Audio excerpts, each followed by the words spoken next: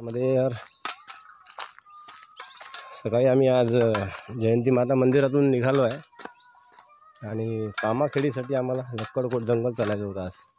त्याच्यामध्ये 21 किलोमीटरचा रन असा आहे की ज्याच्यामध्ये तुम्हाला पाणी प्यायला भेटणार नाही, म्हणजे एक साधं कुत्रंही दिसलं नाही काळं रस्त्यात। आता आम्ही 6 किलोमीटर राहिलो आहे बाहेर। आतापर्यंत आम्ही रोडनी होतो, आता आम्हाला थोडे पहाड लागले, म्हटलं काढून घ्यावं शूटिंग थोडीशी। आणि DM असा होता की 25-30 लोकांचा झुंड निघेल।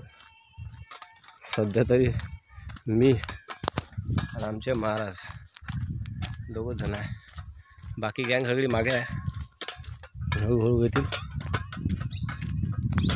चिडीचूप जंगल आहे, पक्ष्यांच्या आवाजाशिवाय काही नाही, क्वचित आवाज येतो पक्ष्यांचा।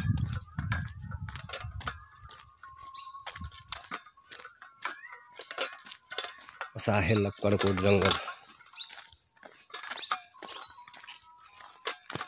म्हणजे सध्या एक्सपिरियन्स किंवा असं फिलिंग येते जसं का त्या सिटी स्कॅन मशीनमध्ये टाकतात की नाही आपल्याला, तिथे फक्त शांती असते, आवाज असतो काही, तसा ठराविक आवाज इथे ठरलेला आहे, त्याच्याशिवाय काहीच नाही। तर फिलिंग अशाच वेळेला की कुठेतरी मशीनमध्ये आपण मशीन स्ट्रक्चर चाललो आहे।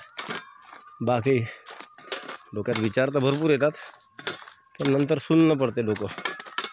तर वातावरण असं आहे, ना ऊन आहे, ना हवा आहे, ना थंडी आहे, ना गरमी। थांबा, आमचं कमंडलू पडलं खाली,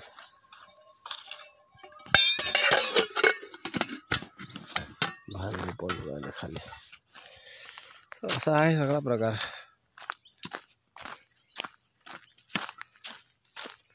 तर ना थंडी आहे ना थंडी हवा आहे, असं वाटू राहिलं सगळं थांबलेलं आहे, त्यामुळे चालायलाही अडचण येत आहे।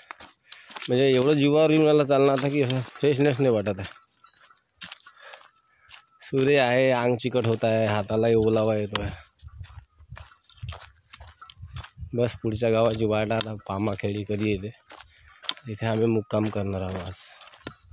तिथून उद्या मग नेमावरला जाऊ आम्ही। आज तर जे गावाला येईल तिथे आता मुक्कामच आहे। चला तर मग, नर्मदे हर, नर्मदे हर।